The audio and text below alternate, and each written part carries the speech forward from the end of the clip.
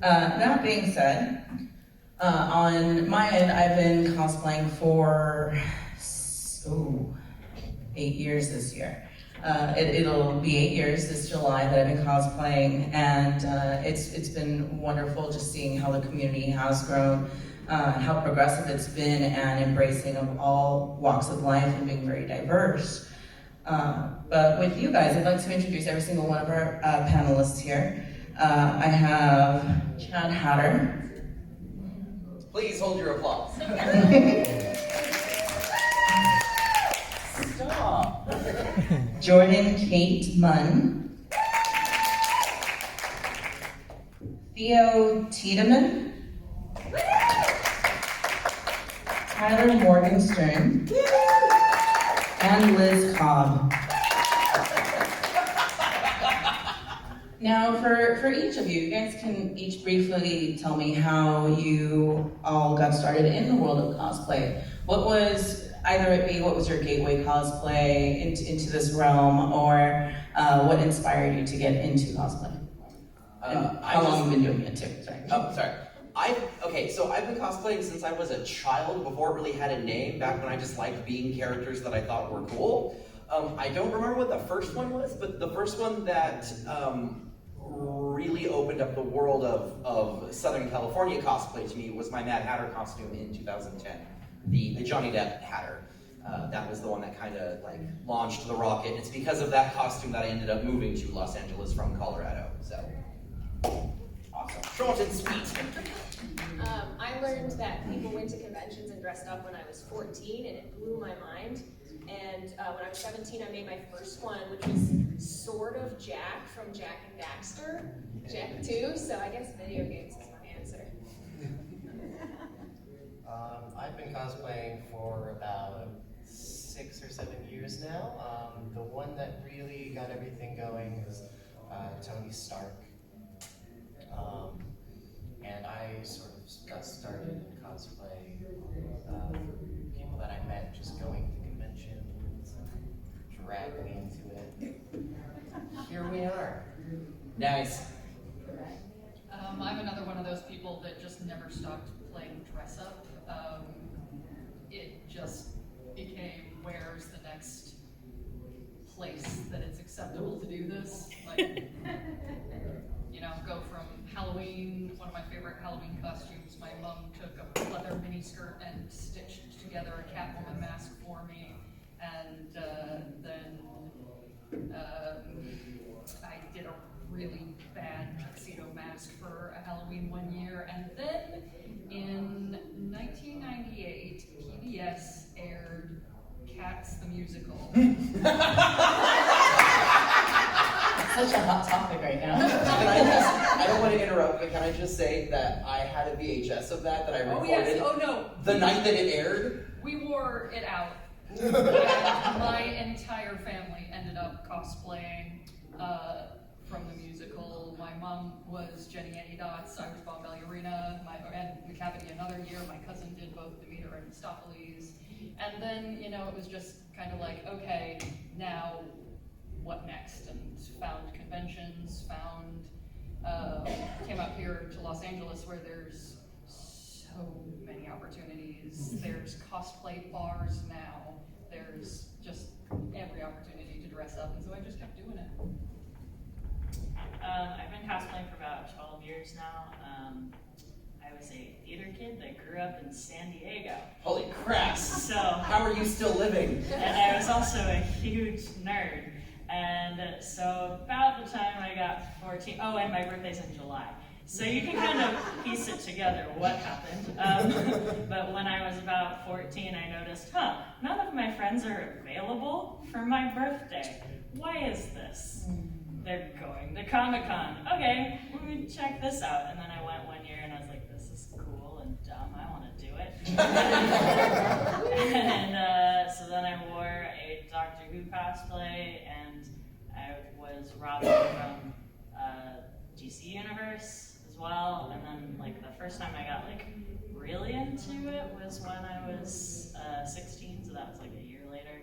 And I did Hank Venture from the Venture Brothers. And I was really in the Venture Brothers cosplay community, which is small, but like my friend and I did Dean and Hank, and like we were friends with the guys from Venture Brothers, so yeah. And then I just continued to do this forever. Waste my money. So it really does get addicting. It But does. once you start, that's it. Yeah. And then you're hooked, and goodbye time, money, energy, whatever it may be that you sacrifice for the craft. But that, I love how you guys all talk about, you know, all the different costumes that got you started and how long you've been doing it. Each of you have been doing it for a bit, actually. Now, I know when, and I feel like the noob in this group now. I know. For the record, I've invited you to all of my parties that these people are always at, and you're always like jet setting around the globe, being famous and pretty and busty, and it's not my fault. I love you, Chad. Oh man. When I first started cosplaying, there really wasn't anyone that I could gravitate to in terms of representation. I've always been a more full-figured person. I've been a heavier person than the norm of what's typically celebrated on social media in any industry, really. So I didn't cosplay for a very long time. I've been going to conventions since 2004, but it wasn't until 2012 that I finally said, I'm gonna just jump in, I'm gonna do this thing. And to me, it was one of the most important things I actually could have done for my life, because it really changed my perception of my own self. I've always struggled with body confidence, and I had very low self-esteem, and cosplay really changed that entire outlook and gave me the confidence that I have today. So with that, I personally feel you can cosplay whoever you want, regardless of, you know, if they're drawn thin, thick, represented on screen as, you know, tall, short, whatever it may be, and regardless of your body type, if you want to cosplay that character, just go for it, have fun with it, and embrace it. So for me, that's my own personal experience of my own struggles within the community, and kind of learning to bypass those things and just going for it. Is that something that any of you have experienced at any time with cosplaying a character outside of your body type? And if so, what was that experience like, and how did you overcome it or battle it? Can I go first? So I like to cosplay characters that are played by very angular actors, apparently, and I am comprised entirely of spheres like a snowman or a stack of pancakes. And the way that I got around is sort of my own insecurities within that was to take the makeup and the character and adapt it to work for me. So like Johnny Depp, he's made entirely of right angles and squares.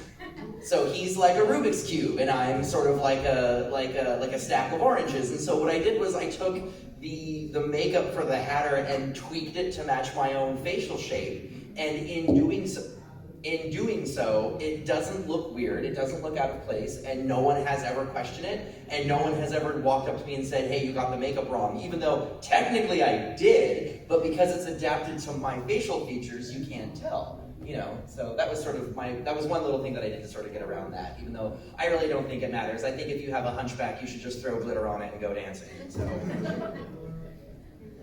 I've been pretty lucky in, when I was a teenager, I started when I was 17, I literally like spray painted shoes, because I didn't know what the heck to do. And that sweet little dumb bitch. There are children here? Coraline is cool. Yeah, Coraline's a boss. She knows her way around things.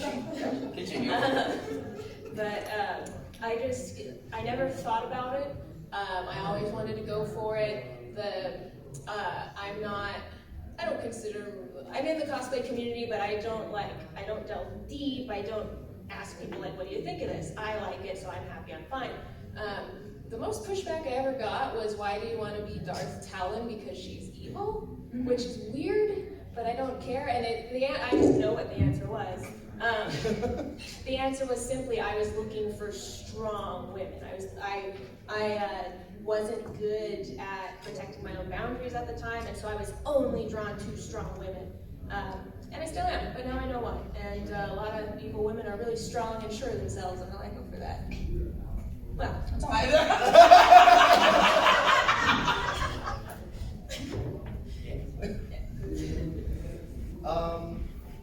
So I guess I'll start with I'm trans. Woo! I mean, I guess. You're a human butterfly and you know it. So when I first started cosplaying, I wasn't out yet, and I was still presenting female, so I was mainly only doing crossplay. And cosplaying actually helped me figure out that I was trans because I was always cosplaying guys and because I felt so much more comfortable being gendered male. And so, yeah, I had a lot of like weird stuff happen like before I came out where people were like, well, why are you always cosplaying dudes? And like, so stuff like that. But I mean, it never really mattered to me because, like, again, we all do this just for fun. We do this because we like the characters that we're dressing up as, and it doesn't really matter what anybody else thinks of it. I mean, we still care because we do have some vanity, but to an extent. Vanity indeed. I don't know what you're talking about. But again, like you said, cosplaying helped me find my confidence and find confidence in what I was doing and not necessarily caring what other people thought of me. So I'm just rambling now. Yeah, no, that's it. No, everything that you said was amazing, you know, and you know, it speaks to, you know, cosplaying regardless of the body type, as well as being representative of the LGBTQ community as well. You know, and that's something that I think is absolutely valuable in this community where we can feel safe and we can feel comfortable to be who we are. Right? You can be who you are, you can be accepted for who you are, and not have to worry about that backlash, because as a whole we are a very open and accepting community. And I think that that's something that a lot of other communities unfortunately don't have. But because we are very diverse and very open on all walks of life, it's a really wonderful place to be, a wonderful community to be a part of. I mean, there's bad eggs every now and Yeah. then, but it's But just overall, ignore it them. They always freaks suck. itself out. But Yeah. for the most part, I find that people, anybody who actually has something to say about something I'm cosplaying is somebody who doesn't cosplay. Do any of you have anything relating to any stories on adversity with body types and representing different body types? Yes. Okay. We are all different shapes and sizes, Yeah. and we love each other. I mean, I'm a plus size woman who tends to do gender bend or crossplay, so I hear lots of things. And most of them are good, but just some of them are not. And you just kind of have to tune it out. You have to just be true to yourself. And I mean, whenever someone asks me, well, why are you cosplaying this character? That's a male character. You should cosplay this other character who's a female. It's like, well, first of all, why do you care what I'm wearing? And second of all, I'm not cosplaying this other character because I don't want to cosplay that character. I want to be this character. This is the one that I like and relate to. I don't want to wear an outfit that doesn't, I don't know, make me feel comfortable in whatever way. I tend to go more for like the personality of character as opposed to like the gender. And like the costume style does matter as well, because I want to wear something that I'm like, ooh, that's cool. But like, yeah, I tend to relate more to a character based on who they are emotionally as opposed to physically. So. I absolutely agree with you on that same wavelength, because that's a lot of what I do in terms of when I'm selecting a character. I like to focus on the characteristics of them, right? What am I attracted to with that character? What do they represent? Whether they be hero or villain. And then the aesthetics behind that as well. But going on with that, so you've clearly experienced some of the similar things that I have as, you know, a plus size person, and the one thing that resonated with me at the very beginning when I started cosplaying was when my photo popped up online for the very first time. And I say this on every single panel that I do, there were a bunch of positive comments about me, but then there were a lot of negative comments, ranging from fat shaming, questioning my gender, everything. Like anything you could possibly think of to name call someone. There were those negative comments on there, but then somebody told me, look, you have 20 to 30, for every one negative comment that you have on your social media, you have 20 to 30 positive comments. So why are you gravitating towards those negative comments? Why are you letting that one negative comment destroy all of the good that these positive comments are doing for you? And that's something that really resonated with me on a very, very profound level, where I realized, you know what, you're right. You know, I'm considering not even continuing cosplay because of that one negative comment here and there, when I should be focused on the positive and how building the positive can really be for me and for my self-esteem.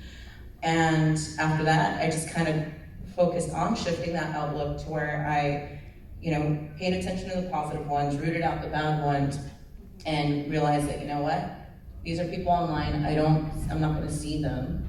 So I just need to push through, continue doing something that I like because it's for me at the end of the day. I'm enjoying it for myself.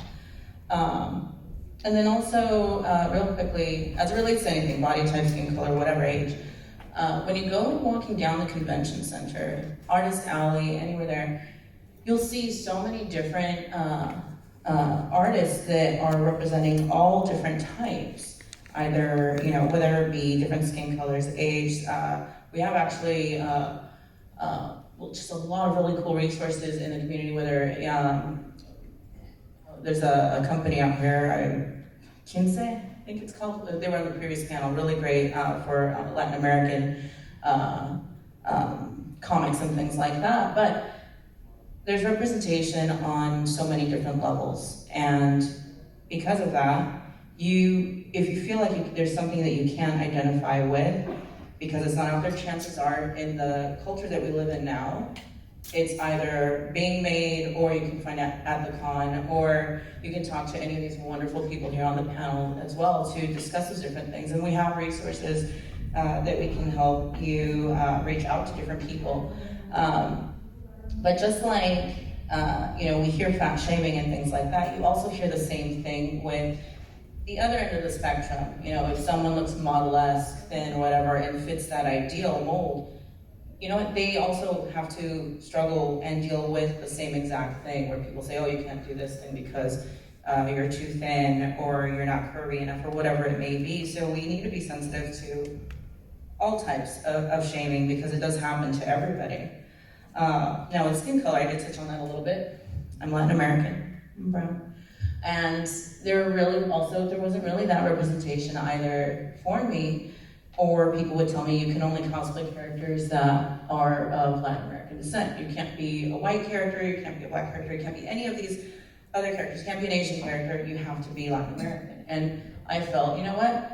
As long as I'm being respectful to the culture, and I'm cosplaying, in essence, the aesthetic of the character, then, you know what? It's cosplay, it's having fun, it's costume play. So for me, I cosplay all sorts of characters. A lot of them are Caucasian. I clearly am not, but it's a thing of, you know, why do I like that character? What do they represent? And just kind of go from there. Is there any kind of experience that any of you have had in that sense, or have had friends that you know that have dealt with anything like that you can touch on? Well, Ty is gender neutral, and their preferred pronouns are they, them, and as you can see today, they are presenting evil boy. But they also, you do like Lolita and like lacy, gothy, frilly things, and I know we have... Yes, but I believe we're specifically talking about skin tone and race in this particular Oh, case. are we? Yeah. Oh, balls. Okay, It's well, okay. I will say, honey, that dress on you is just magic. Oh, look, a phone. Sorry, I'm sorry. Well, as the only other person on this panel who's not white, I'll take this one.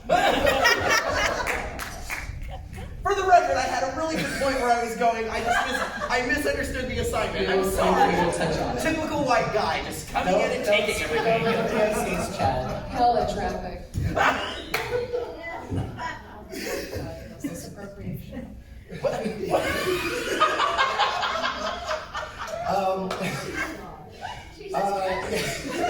Anyway, back to what we were talking about. Yes.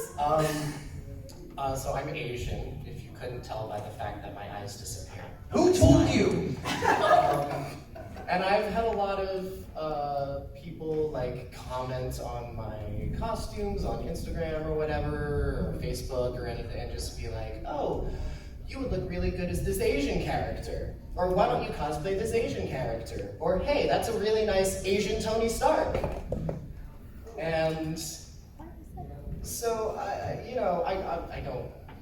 I always do want to like represent Asian characters when they're there and I identify with them, but it's kind of annoying having people constantly putting that in your face because yes, I'm Asian, but that's not all that I am.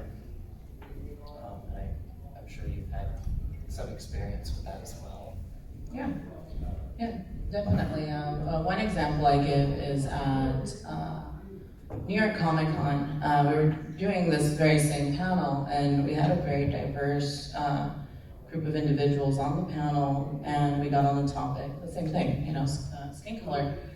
And one thing that resonated with me was we had another panelist, he was black and he was cosplaying as Superman.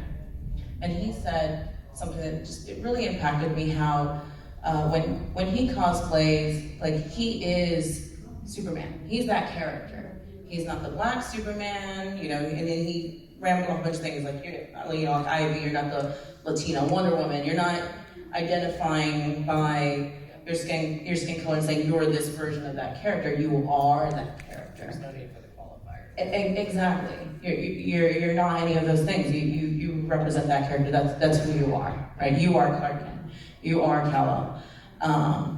And I absolutely love the point that he made about that, because that does happen. And I do get that a few times where they're like, oh, well, you're, Latino version of this thing or that thing. And I think it's so important to, like, when you're that character, if it is in your mind that you like, if you want to be the Latino version of the character and that's what you're representing, I am the Latino this. Like there's a woman out here that cosplays Mexican Wonder Woman and says she's Mexican Wonder Woman. She's got her chancla of truth that she throws at people. It's amazing. I kid you not. It's so good. But that's what she represents as. Like she's like, no, this is who I am and I'm owning it, and that's what she is, and that's great. But if you're like, no, I am this character, right? This is who you are. I'm Black Adam, Catwoman. I'm any one of these things. Then, own it and embrace it, because you shouldn't have something where people are like, oh, well, no. Like they're deciding who you are or what you are or what you identify as. That's your right, as an individual, to say this is what I am identifying as or representing as. So, if you want to cosplay any character, go for it. If you're of a different skin color and you want to be this character, go for it. If I stuck to only characters of Latin American descent, I'd have only like 5 or 6. We have more now, but it's slim pickings for my demographic. So I love the characters that I love, and I want to represent those characters. And I think that at your core, again, as long as you're being respectful, you're not altering skin color and things like that, then you're generally in the cosplay community, you're good, right? Just always be respectful and be sensitive, especially culturally. Now, I wanted to get into age and disability. So, and I'll give a couple of examples. I'm curious to see if you guys have any examples at all on this as well. cosplayers with disabilities. It's really great when you go to the convention and you see either kids, adults. If they have a disability, they either work that disability into their cosplay. If they're in a wheelchair, they build a costume outside of their wheelchair. There's a guy in Florida called Arachnoid 3, U.S. vet, and he's disabled from the waist down, but he works all of his costumes into his wheelchair. If you guys are familiar with Gears of War, he cosplays as Carmine from there and built a tank around his wheelchair, which is really amazing, and I find that's just so ingenious to be able to include that. And the same thing, if you have a cane and you want to incorporate that into your costume, absolutely do it and go for it.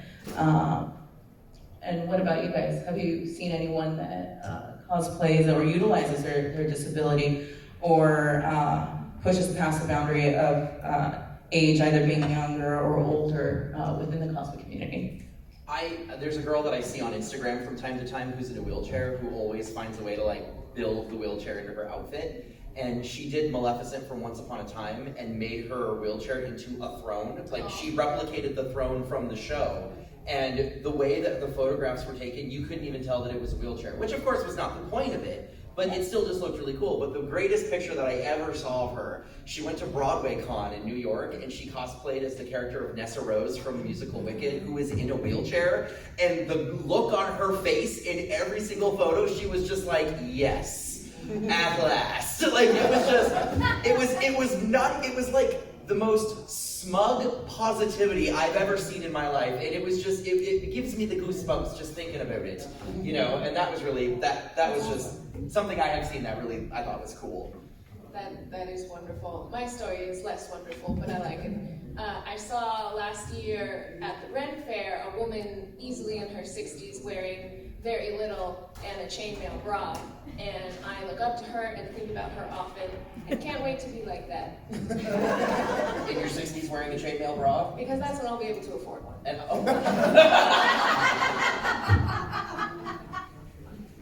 Yeah, I've been cosplaying Draco Malfoy for a really long time now, and one of the things that I sort of start getting self-conscious about is age. I'm getting older, and I know the pro students are going to start showing up, and I'm like, oh, do I have to retire this cosplay? Oh no! And it's like, no, it shouldn't have to matter as long as I'm still enjoying myself and still love the character and doing what I'm doing.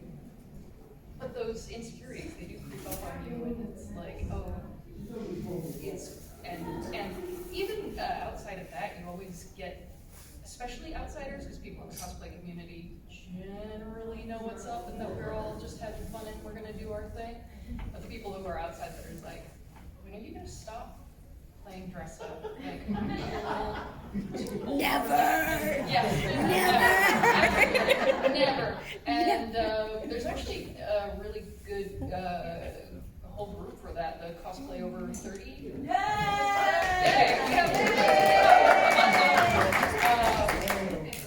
Yeah, I am now a 35-year-old student of Hogwarts. you look 27!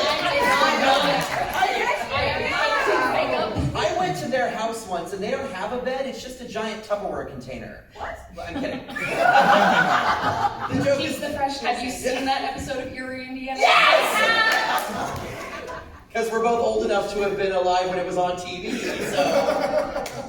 But the thing about that though is that you can evolve the character though if you wanted to, because you could be grown up douche Draco. It's not a douche when he's grown up though. Oh, that's fair. Okay. That's not here nor there, I'm gonna stop. I rescind my douche. As a Ron Weasley cosplayer, that's debatable. He had a learning moment. But As a Harry cosplayer, I disagree. my hope as a Dumbledore cosplayer, I have faith in you, Draco. Do the right thing. I have pictures of the thing next to the wand. Anyway. It's fine. It's fine. Anyway, My whole thing but is age, disability, none of that should stand in your way. And you don't have to build your cosplays around anything. It can be really clever, it can be really fun, but you should never feel obligated to have to sometimes I wear my glasses with Draco because I run out of contact lenses or my eyes are dry that day. And I'm still just being Draco. It doesn't have to impact the character. Some people may be a little less impressed, and that always kind of sucks when people aren't as interested because you've got some aspect of the costume that they think is off.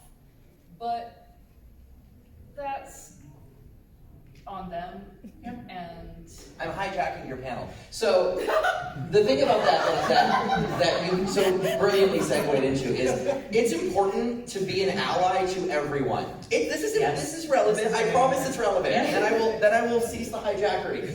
If you're within earshot of someone who says, "I really want to cosplay this, but," disregard the but. Turn around. Disregard the but. Never disregard the Ignore the however. Thank you. And I'm gonna wait for you guys to sort yourselves out. You're gonna be here all day. I'm sorry. Get enthusiastic and back them up. Because if someone said, like, if a friend of mine, okay, let me, I can't, okay, so say Ivy. There are kids here. Keep that in mind. I know you found here. Okay, hold on. I can do this.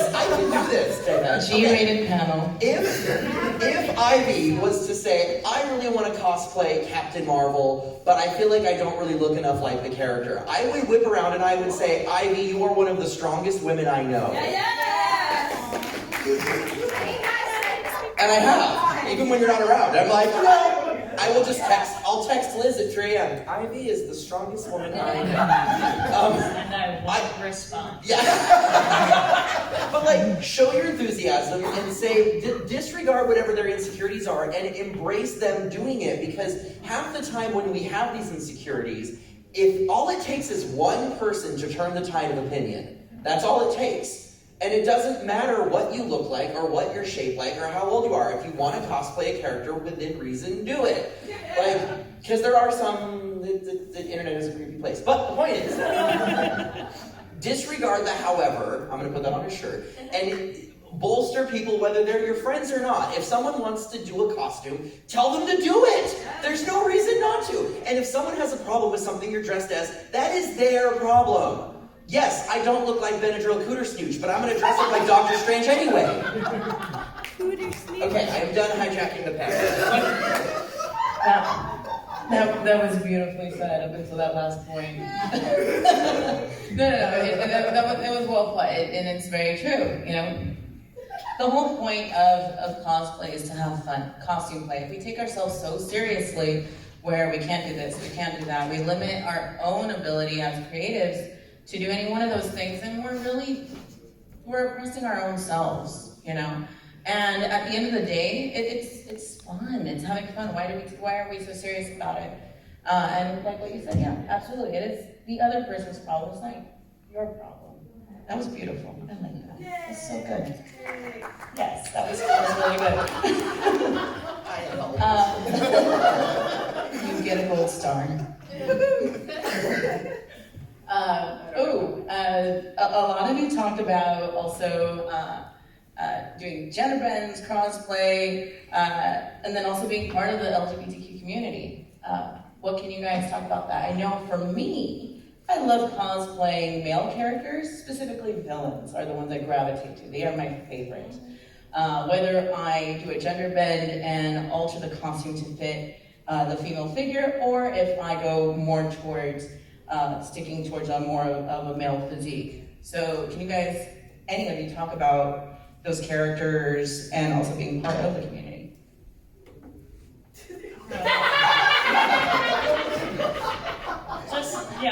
That's directed at the two of us, obviously. I don't cosplay anymore. Yeah, you can start. oh goodness. So I suppose I kind of lucked out in the androgyny department. I have to squish things around in certain places to really make it come across in certain ways. but I don't have to fight with it too much. I don't have muscles for superheroes, so I would probably opt for like a muscle suit if I was gonna do something like that. But Can we make you into Shazam? I literally was like, what's the most muscular thing that is obviously a muscle suit? And I was like, it's Shazam. And then I was like, Ty as Shazam would be cool. Like, I still haven't even seen the movie yet. we'll have a movie night. Oh. Whoa. I have seen one Star Wars movie. There is no shame if you haven't seen it. I don't remember which one it was. Back to gender bends and cosplays. I want to pat your shoulder like this. Yes, okay, so. One of the things, being a they, them, is a lot of times I do end up having to choose. Am I going to be a male or am I going to be a female character?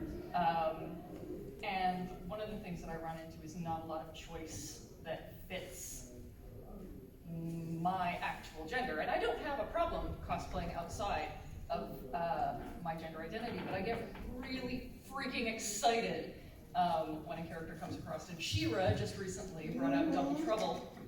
And so that's a character that I am planning on cosplaying. And one of the things that I want to do, and this is sort of goes almost back to the body type thing, is that Double Trouble is a shapeshifter.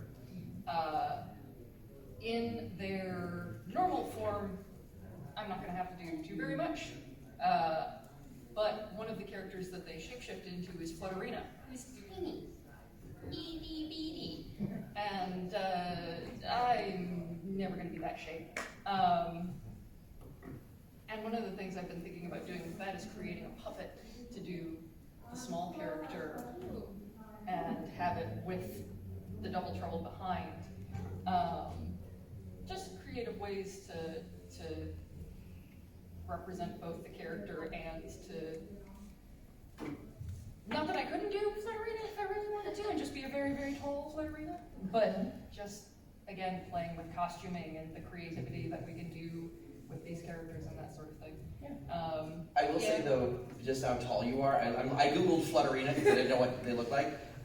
If you did do this as yourself, with your height, with the adequate wing size, you would get stuck in every doorway. And I would love that. I think it's important to knock over children with props. I'm kidding! No. When you give me that look, I'm joking. I'm sorry to keep interrupting. No. Yeah, and really, I suppose just the biggest hurdle, especially because I am still assigned female at birth, it tends to telegraph no matter what I try to do. Just getting misgendered a lot of the time through the cosplay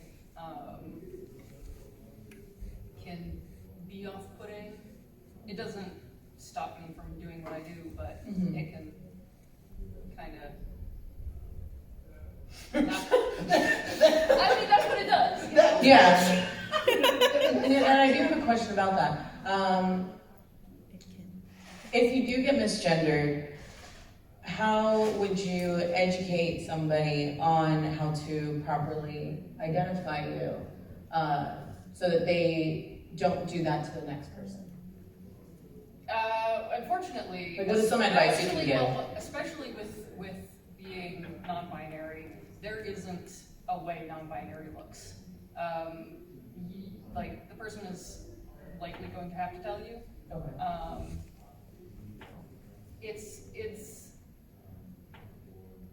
And one of the things that I do when in costume is I prefer to be gendered by the character that I am portraying at the time, because that just makes everything easier.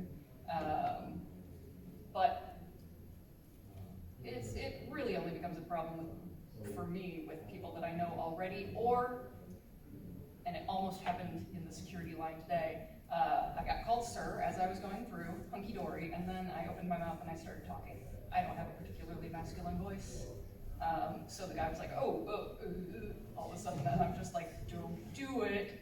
Because my thing is, if someone doesn't correct you, don't correct yourself, because you're not. Go with what they go with. If they tell you some other pronoun, take that and run with it, go with what they tell you. But if you call someone sir and they don't say something otherwise, just let it be ma'am, let it be that kind of thing. For me, anyway. I will say, as a trans person, personally, and I know some people don't necessarily like this, but I always prefer if people ask. And I think it's always a safe bet. If you're not sure, just ask, and somebody will likely thank you for not assuming. I've only ever gotten yelled at once for asking, out of like several hundred times of asking, and it's so simple. Just say, lovely to meet you. What is your preferred pronoun? And just leave it at that. And usually they will tell you. And half the time they're flattered because they're like, how conscientious you are. I will say, I think people should stop using the term preferred pronoun, just pronoun. Yeah. Just what's your pronoun? They are your pronoun. What's your pronoun? See, I'm always getting it wrong. No, and the thing is, I'm learning. and also things evolve, and different people are going to have different ways that they refer to things as things change within the various communities. So, one thing, be okay with getting it wrong. Don't take it personally. And if you get it wrong, don't freak out. Yeah. Don't make a big deal about it, because it's not a big deal. And the person would generally prefer not to hang on. Make a fuss. Yeah. So yeah, it's like just be open to learning, be open to changing your assumptions. If you do make an assumption at the outset, be ready to shift that if someone says, "Oh no, not really," which is the way that I think we should approach just about everything. You know what I mean? Not just gender. You might make a mistake of where someone comes from, and they're like, "Oh no, I'm actually from this country," and all of a sudden, you switch your idea there. It's the same idea. That's wonderful advice, and that is something that I get constantly when I travel to other countries. The default that everyone says is, "Oh, you're from Mexico."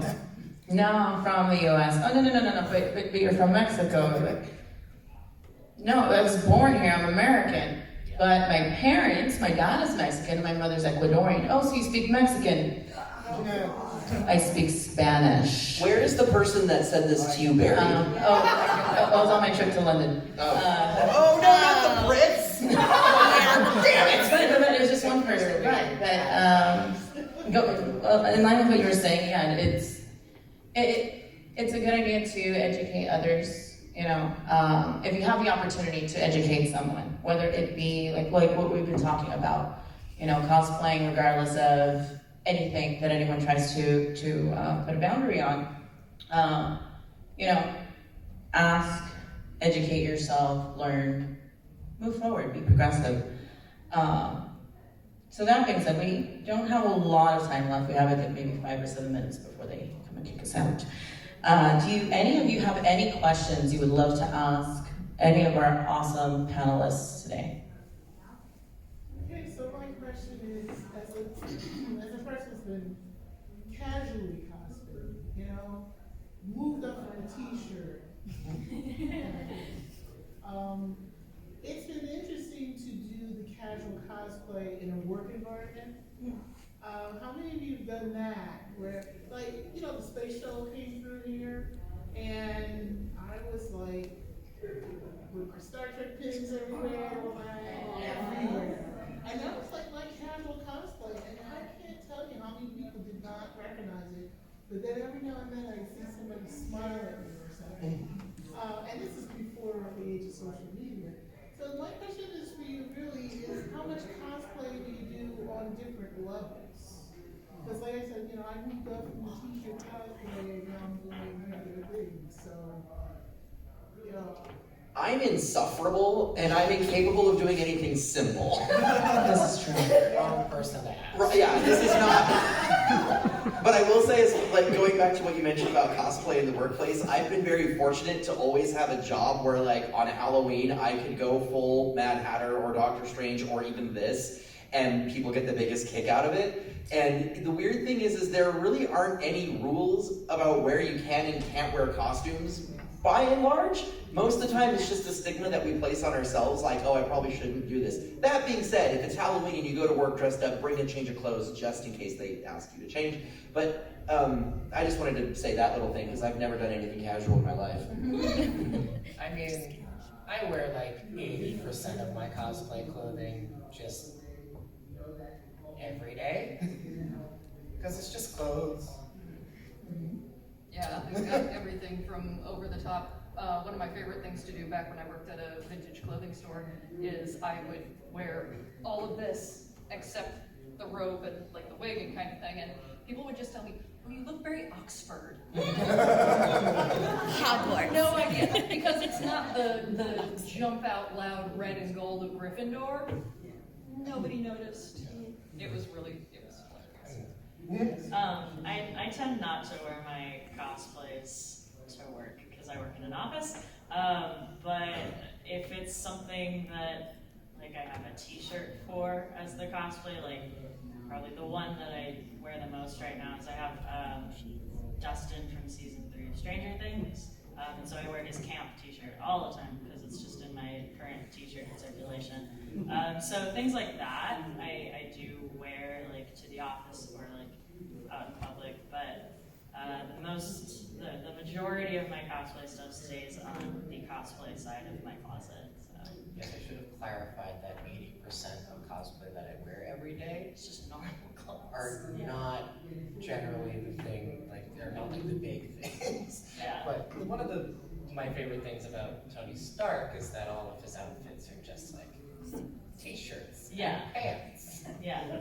But and it's the occasional really ugly tracksuit. But it's a gift, and you mentioned this when you said people would look at you and smile. It's a gift for the other people who are into what you're into to wear these things because then they'll recognize it, and then that's an opportunity to make a new friend.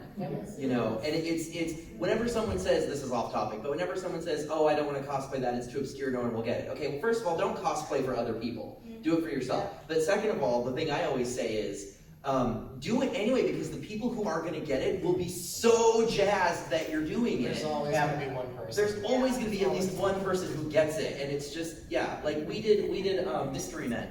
If you know the movie Mystery Men, and like Liz was the shoveler, and so she was all decked out with shoveler, and I was the Blue Raja. Everyone was like, "Are you Bob the Builder?"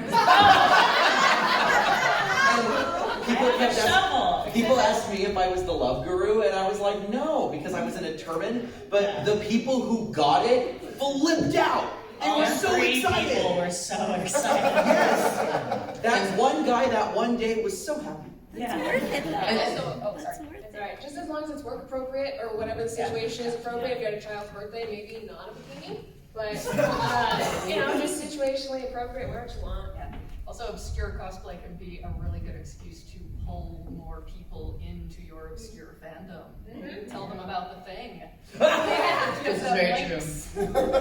There is also a thing called Disney bounding. Now there's another term, cosplay bounding. I am technically cosplay bounding today as Spider-Man. Sans the wig.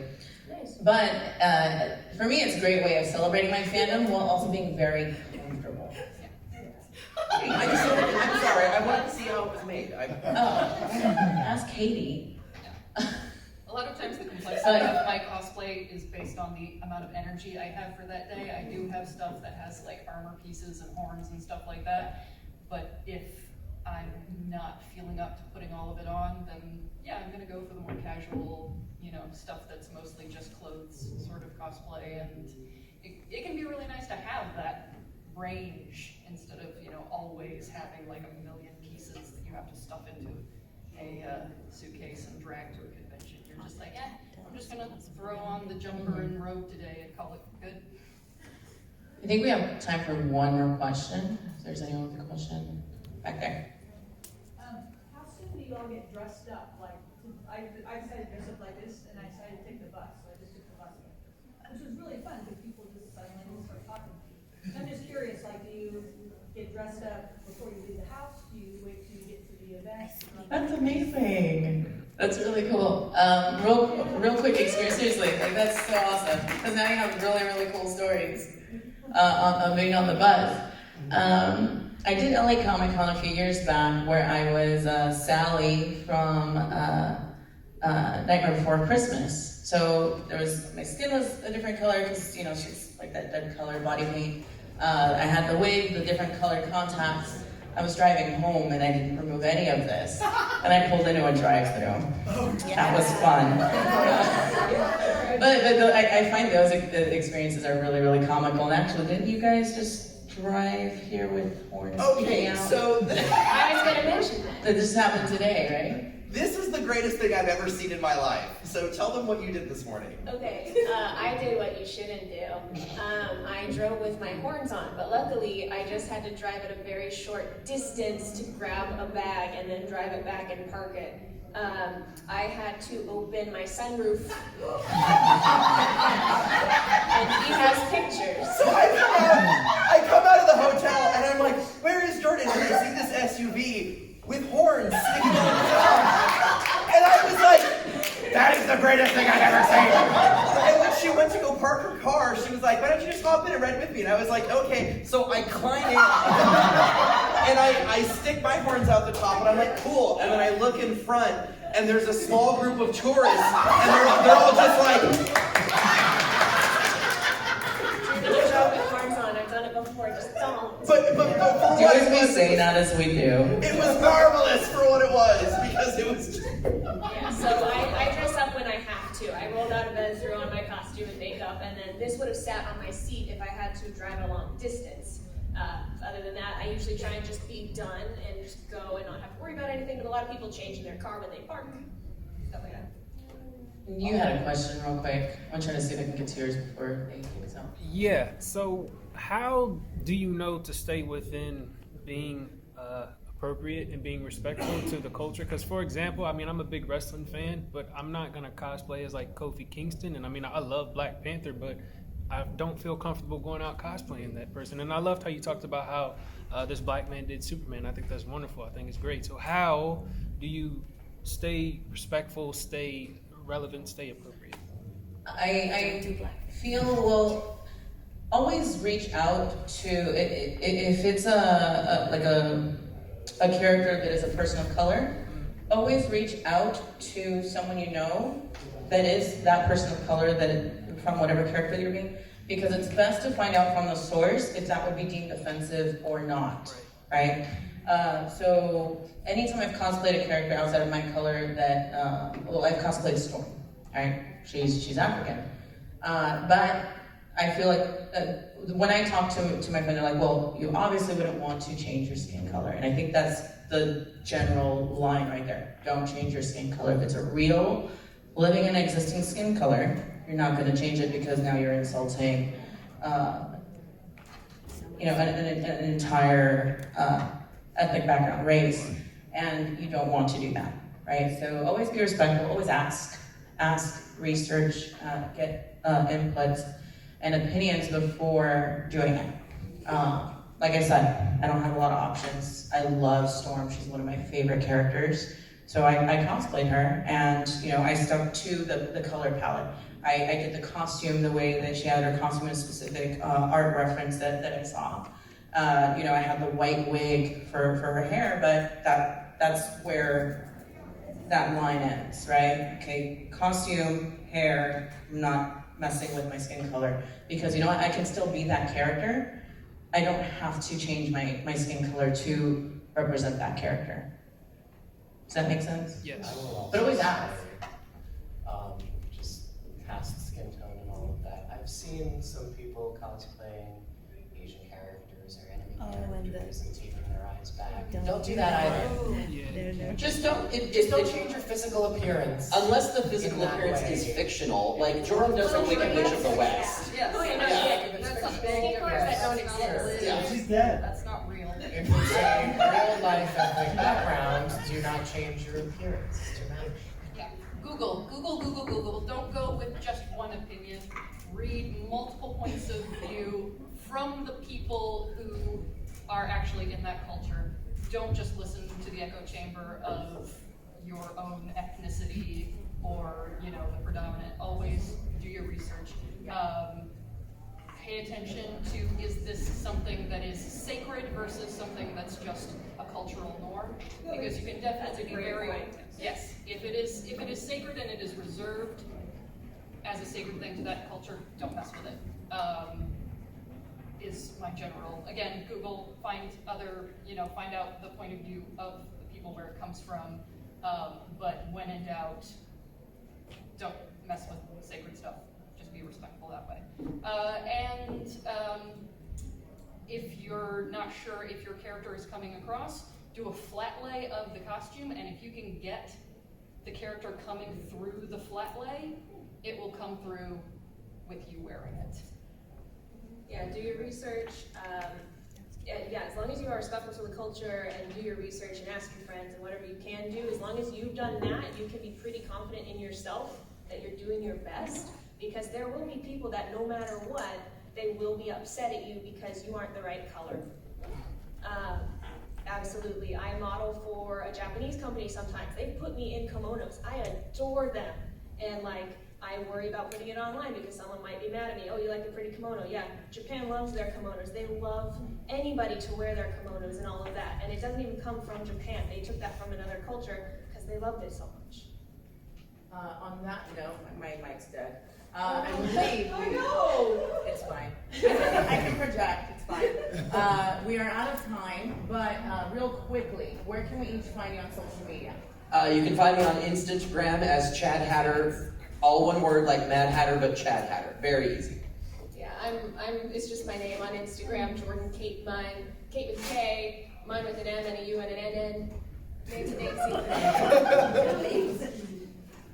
You can find me at Idios Theo on Instagram. That's AYDIOS Theo. Adios, Theo. I'm on Instagram as noir_sinister. That's noir with an E, French. Because I am most of the time just a creepy gothic weirdo. And I'm on Instagram as Hey It's Hawk Guy. It's like Hawkeye, but Hawk Guy. It's a reference to the comic book.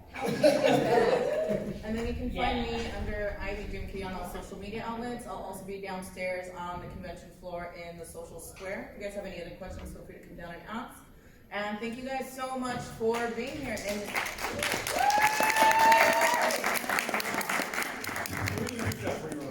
Exquisite. Doing well. How are you? I thought that was you. All day. I like it. I like